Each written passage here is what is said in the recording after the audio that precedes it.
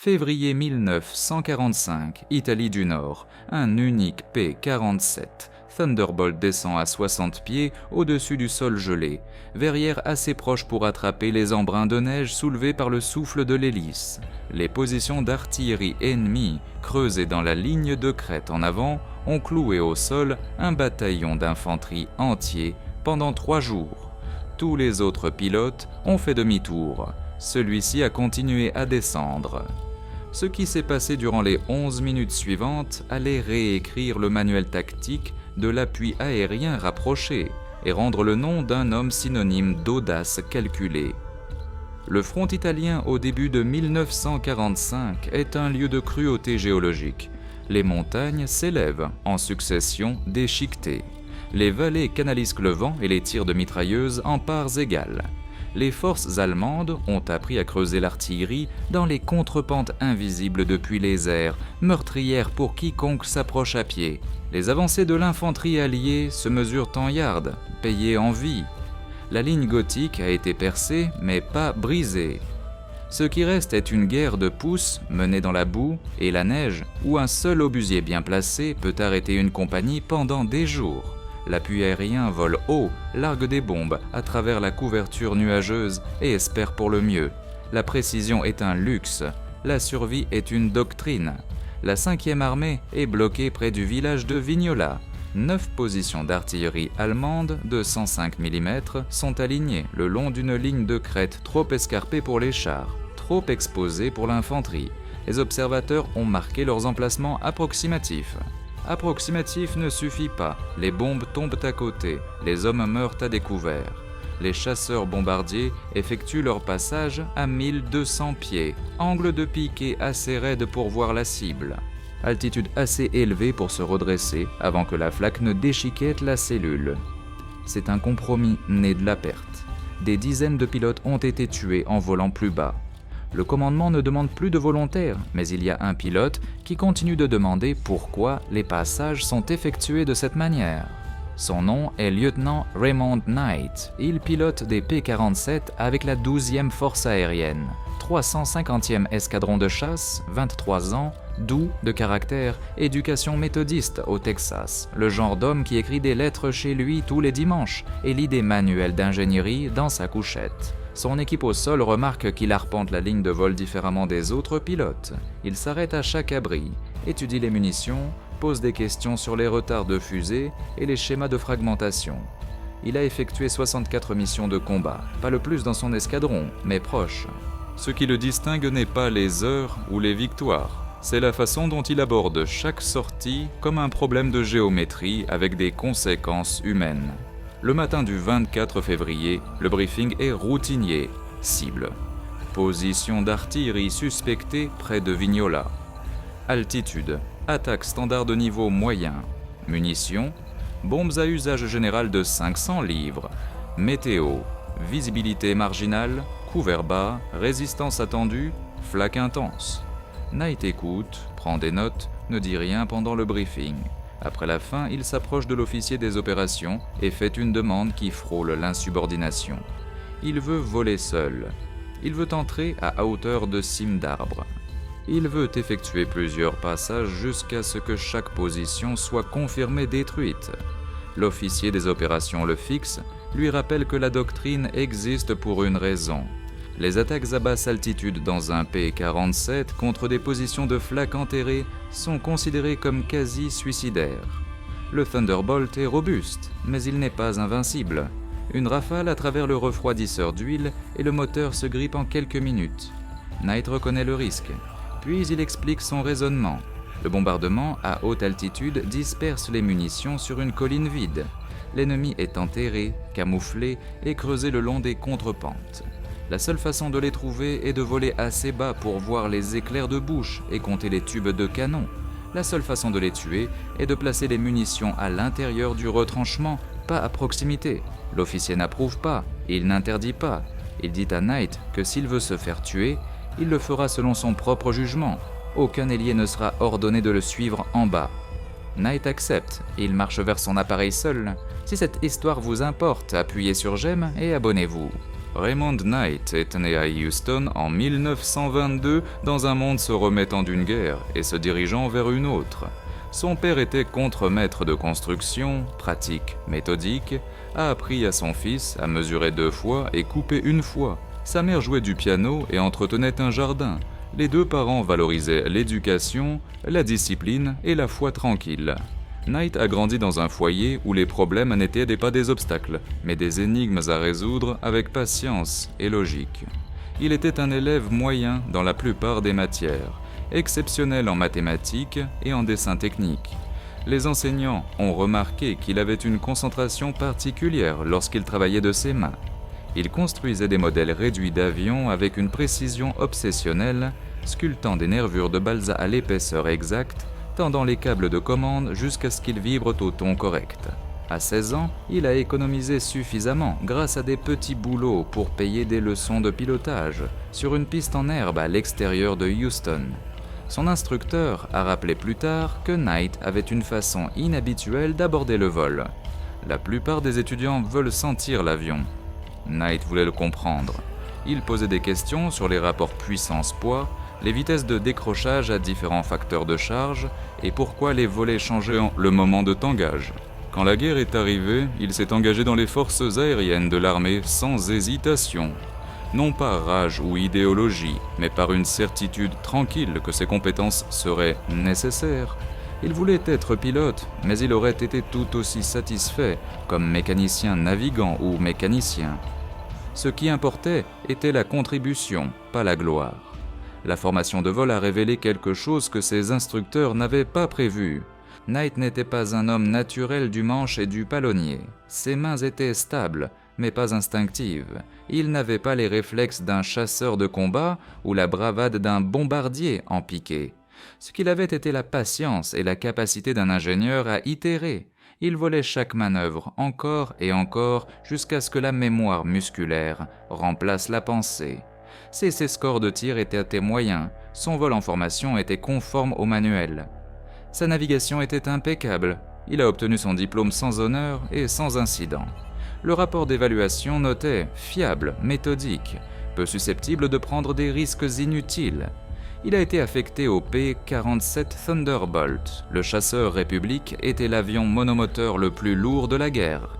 8 tonnes en pleine charge, 8 mitrailleuses de calibre 50, blindage autour du cockpit assez épais pour arrêter les obus de canon. Il n'était pas gracieux. Il ne virait pas avec les Spitfire, ni ne montait avec les Mustang, mais il pouvait encaisser des punitions qui désintégreraient d'autres chasseurs et ramener quand même son pilote à la maison. Knight aimait l'avion. Il passait des heures dans le cockpit au sol, mémorisant l'emplacement de chaque interrupteur, levier et jauge. Il lisait les ordres techniques de bout en bout. Il dessinait des schémas du système de carburant, des conduites hydrauliques, de la tuyauterie du compresseur.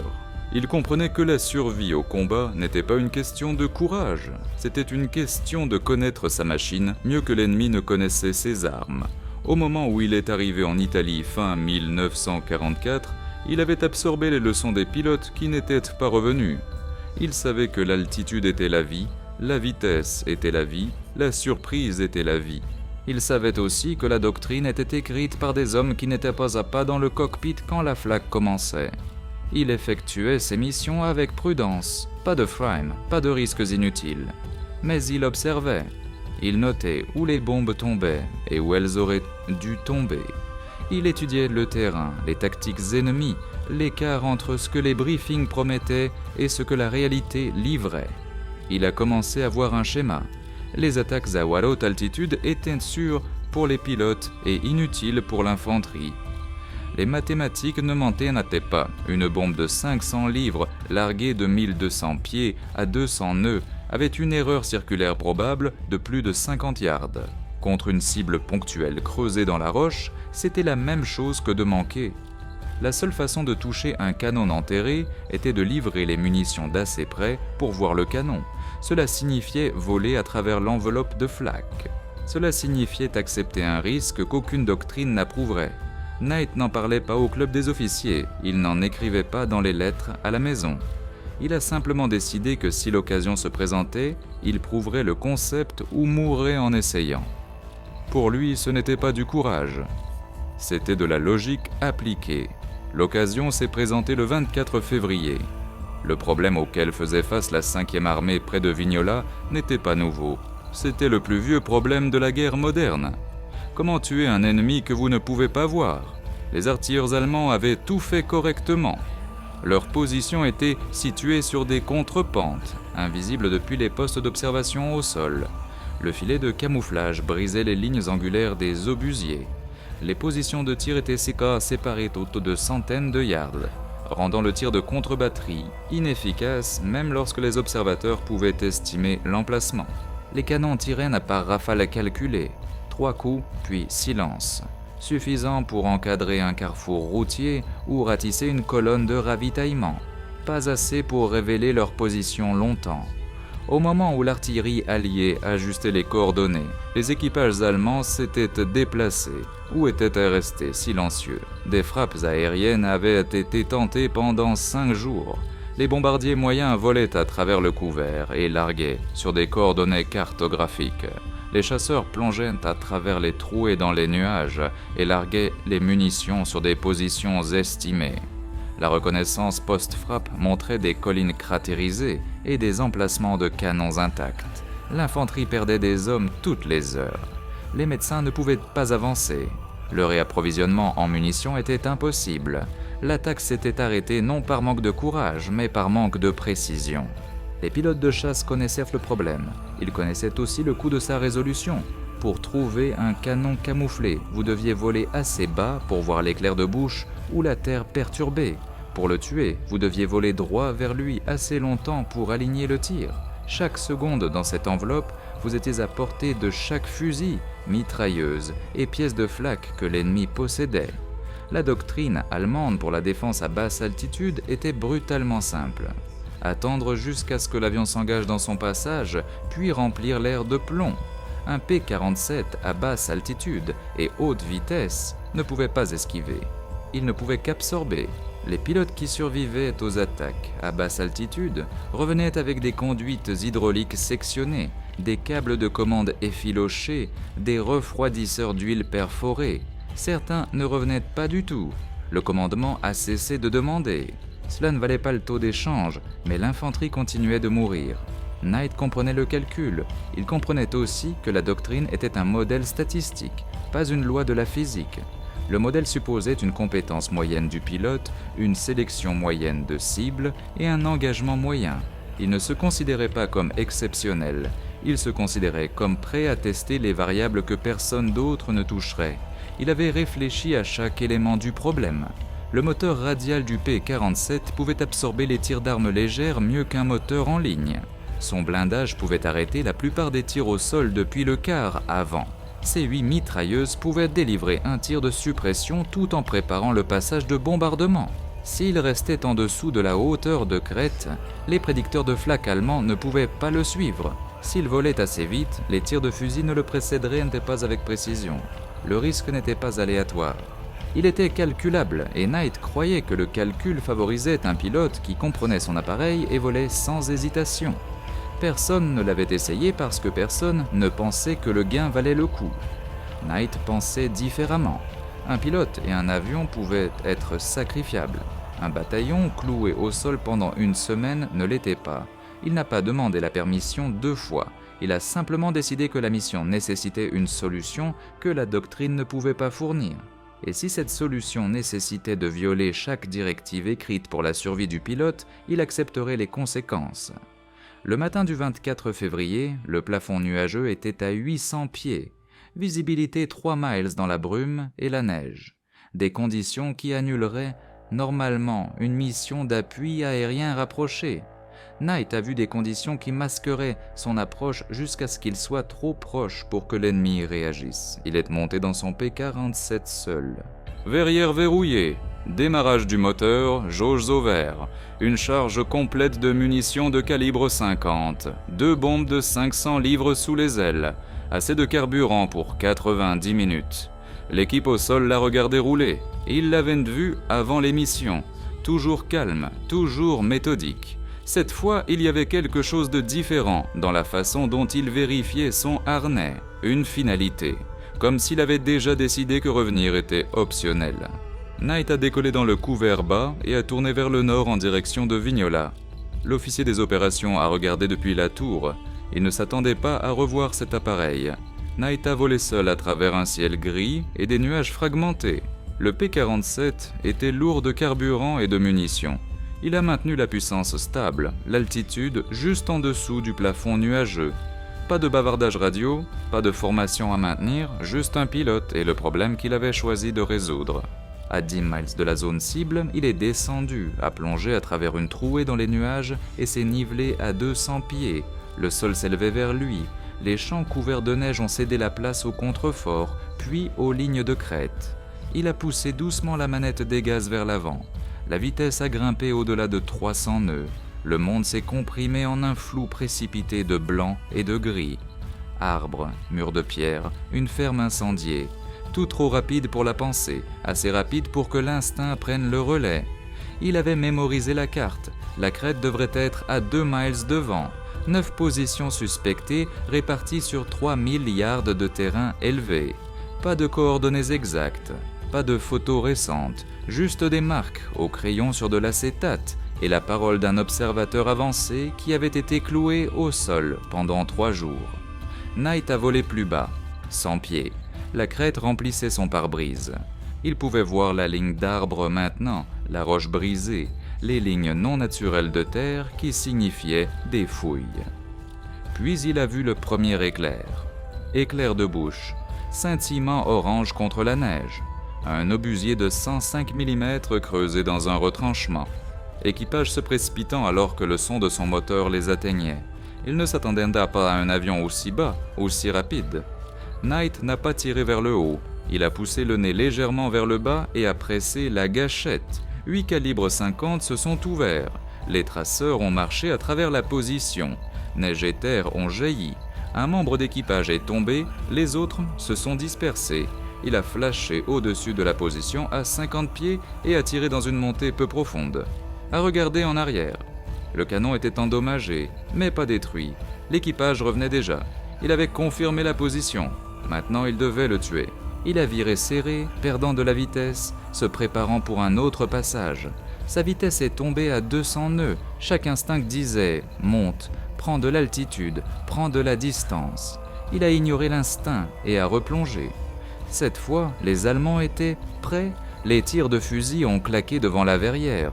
Une mitrailleuse s'est ouverte depuis une position de flanc. Des balles ont perforé l'aile. Knight a senti l'appareil trembler. Il l'a ignoré, a aligné le retranchement, a largué une bombe. La bombe de 500 livres est tombée. Knight a tiré fort. La bombe a touché à 10 yards en deçà, a rebondi et a détonné à l'intérieur du retranchement. L'obusier s'est soulevé de son support et s'est désintégré. Explosion secondaire, munitions. La position a disparu dans une fumée noire. Knight n'a pas célébré. Il scannait déjà pour la cible suivante. Il a volé le long de la ligne de crête à 60 pieds. Les artilleurs de flak l'ont suivi, mais ne pouvaient pas abaisser leurs canons assez bas. Les fusiliers ont tiré sauvagement. Il a repéré une autre position, creusée derrière un mur de pierre, filet de camouflage déchiré par le vent. Il a effectué son passage, a mitraillé, a tiré vers le haut, a viré et revenu. Deuxième bombe, coup direct. Un autre canon détruit. Il n'avait plus de bombes, pas plus de cibles. Il pouvait voir 3 autres positions le long de la crête. Canon tirant toujours sur la vallée en contrebas. Équipage qui ne savait pas qu'il chassait encore. Knight a volé de retour vers la première position détruite, a fait un cercle, a laissé l'équipage croire qu'il partait. Puis il a tourné et est revenu. Plein gaz, aile à niveau, viseur sur la 3e cible. Les 8 canons du P-47 transportaient plus de 400 coups par canon, assez pour 30 secondes de tir soutenu. Knight a tiré par rafale, a fait marcher les traceurs à travers la position, a déchiqueté le filet de camouflage, a tué 2 membres d'équipage, a mis le feu à une pile de munitions. L'obusier était intact, mais l'équipage était parti. Il a répété le schéma. Cible, mitraille, se retire, réinitialise, cible à nouveau. Son carburant brûlait. Ses compteurs de munitions baissaient. Il s'en fichait. Il avait trouvé l'ennemi et il ne partirait pas avant qu'il ne soit signé silencieux. Quatrième position, mitraillée, détruite. Cinquième position, mitraillée. L'équipage a abandonné le canon. Sixième position, tir de retour intense. Des balles ont déchiré sa queue. Il a senti le gouvernail devenir mou. Il a ajusté, compensé, a continué à tirer. La position a explosé. À présent, chaque soldat allemand sur la crête savait qu'il était là. Les mitrailleuses le suivaient. Les fusils tiraient en salve. Les éclats de flaques encadraient Stradaise sa trajectoire de vol. Knight a volé à travers, non pas avec imprudence, mais avec la certitude calme de quelqu'un qui avait déjà fait les calculs et accepté le résultat. 7e position, 8e, 9e. Quand il s'est finalement retiré, sa jauge de carburant indiquait 15 minutes restantes. Sa cellule était criblée. La pression hydraulique baissait. Un pneu était à plat. Il avait tiré près de 3000 coups. Les 2 bombes étaient parties. 9 positions d'artillerie étaient détruites ou abandonnées. La crête était silencieuse. Knight a tourné vers le sud et est rentré chez lui. L'équipe au sol l'a vu venir avant d'entendre le moteur. Le P-47 traînait de la fumée, pas la fumée noire du feu, mais la brume grise fine d'une machine blessée perdant les fluides dont elle avait besoin pour survivre. Le train d'atterrissage est descendu de manière inégale. Une roue principale s'est étendue, l'autre coincée à mi-chemin. La roulette de queue ne s'est pas étendue du tout. Knight n'a pas appelé l'équipement d'urgence. Il a simplement effectué une approche directe, moteur toussant, et a posé l'appareil sur la piste avec la délicatesse d'un homme atterrissant un avion d'entraînement inconnu. Le pneu à plat a éclaté immédiatement, l'appareil a dérapé, Knight a utilisé le palonnier, l'a maintenu droit et l'a laissé rouler jusqu'à l'arrêt sur l'herbe. Quand le chef d'équipe a atteint le cockpit, Knight arrêtait déjà les systèmes. Liste de vérification méthodique complète. Il est descendu, a inspecté les dégâts et a marché vers la cabane des opérations sans regarder en arrière. Le chef d'équipe a compté les trous plus tard. Plus de 100 perforations à travers les ailes, le fuselage, la queue. Des balles étaient dépassées à quelques pouces du cockpit. Une avait sectionné un câble de commande. Une autre avait entaillé la conduite d'huile. 10 minutes de plus et le moteur se serait grippé. Knight a déposé son rapport d'action dans le même ton qu'il utilisait pour les journaux de navigation. 9 positions d'artillerie détruites. Aucune perte amie. Appareil endommagé mais réparable. Demande la permission de répéter la mission si des cibles supplémentaires sont identifiées. L'officier des opérations a lu le rapport 2 fois, a appelé Knight dans son bureau, lui a demandé d'expliquer étape par étape ce qu'il avait fait. Knight a expliqué. Il avait volé assez bas pour voir les cibles. Il avait utilisé la vitesse et le terrain pour minimiser l'exposition. Il avait accepté un risque calculé parce que l'alternative était la continuation des pertes amies. Les paramètres de la mission avaient nécessité de la flexibilité. Il l'avait fourni. L'officier lui a dit qu'il était fou. Puis il lui a dit qu'il recevrait une médaille. Puis il lui a dit qu'en aucun cas, il ne devait effectuer une autre mission solo à basse altitude sans approbation directe du commandement de groupe. Knight a hoché la tête, a accepté, est sorti, a écrit une lettre à sa mère sur la météo et la nourriture, n'a pas mentionné la mission, mais la nouvelle s'est répandue rapidement. Le bataillon d'infanterie qui avait été cloué au sol a envoyé un coureur avec une note manuscrite. Elle remerciait Knight d'avoir sauvé des vies et demandait s'il y avait quelque chose qu'il pouvait faire en retour. Knight a renvoyé une réponse demandant s'ils avaient du café de rechange.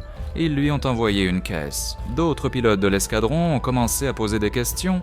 À quelle hauteur as-tu volé? Comment as-tu suivi les cibles? Comment as-tu survécu à la flaque? Knight a répondu à chaque question avec précision. Pas de bravade, pas d'exagération, juste de la géométrie et du timing. Quelques-uns ont essayé de reproduire ces tactiques. La plupart se sont retirés tôt. Ceux qui ont pressé l'attaque sont revenus avec des dégâts et aucune victoire. Ils avaient ni le courage, mais pas la patience. Ils voyaient la cible et tiraient. Knight voyait la cible et calculait. Le 2 mars, 6 jours après la mission de Vignola, Knight s'est vu attribuer une autre sortie d'appui aérien rapprochée. Cette fois, près du village de Pradelbiano, les forces allemandes se retiraient, mais avaient laissé des nids de mitrailleuses d'arrière-garde et des canons anti-chars couvrant les routes. L'infanterie était à nouveau bloquée. Knight vola le même profil, bas, seul, passage multiple. Il détruisit 5 positions de mitrailleuses et 3 canons anti-chars. Il atterrit avec son appareil à nouveau déchiqueté. Cette fois, le moteur s'arrêta sur la voie de circulation. Renifle. Le commandement cessa de lui demander de suivre la doctrine. Ils se contentèrent de le briefer sur les cibles et le laissèrent résoudre le problème à sa manière. Le 24 avril, Knight effectua sa dernière mission. Cible, convoi de ravitaillement ennemi près de Gatti.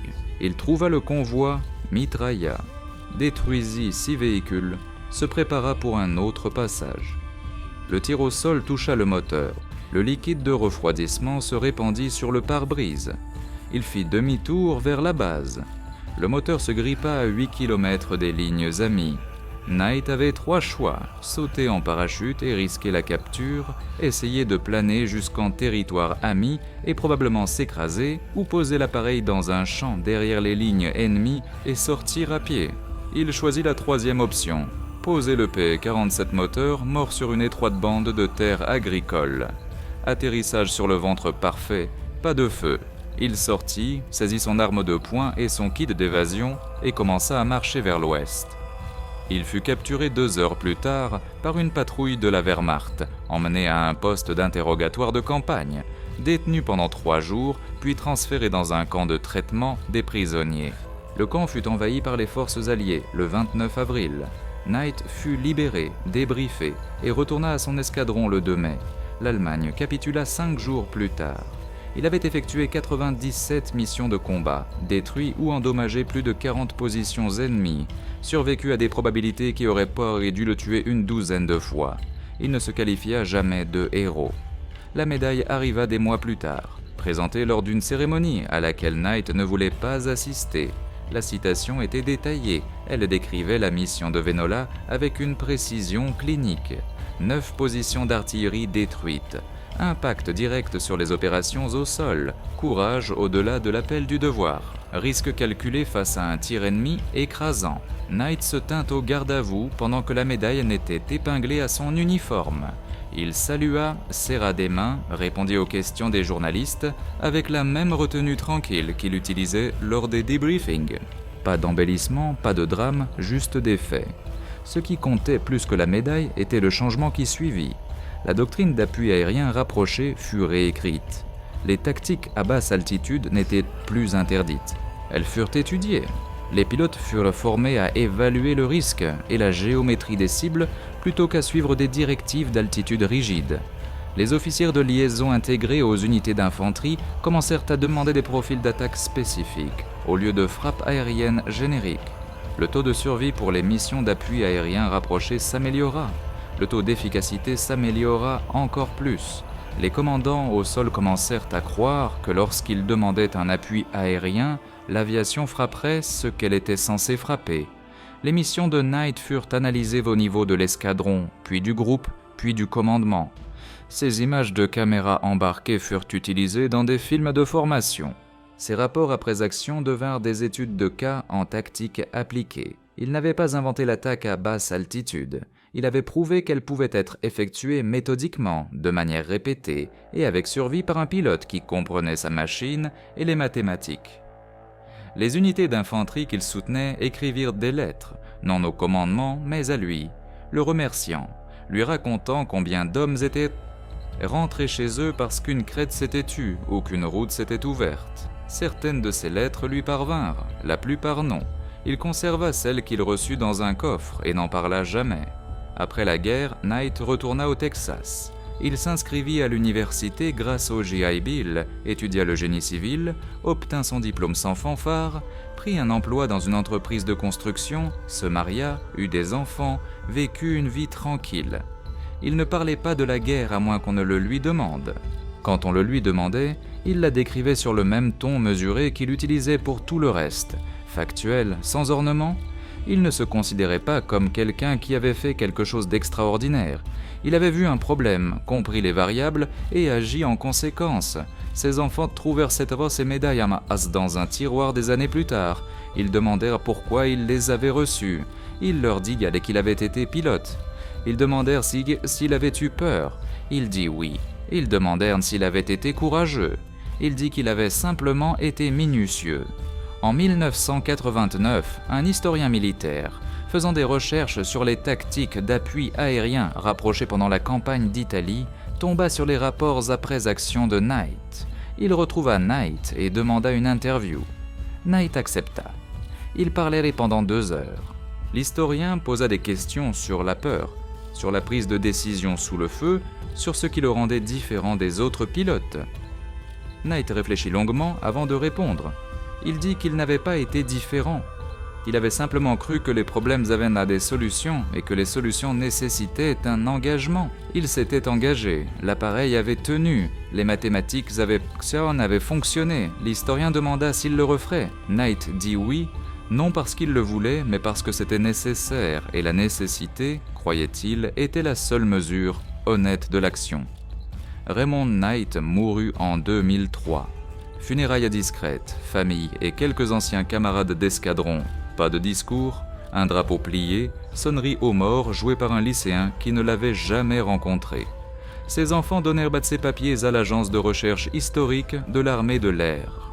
Parmi eux se trouvaient des carnets d'ingénierie de la guerre, des croquis de profil d'attaque, des calculs d'angle de piqué et de points de largage, des notes sur les schémas de flak allemands et comment exploiter les lacunes dans leurs solutions de tir.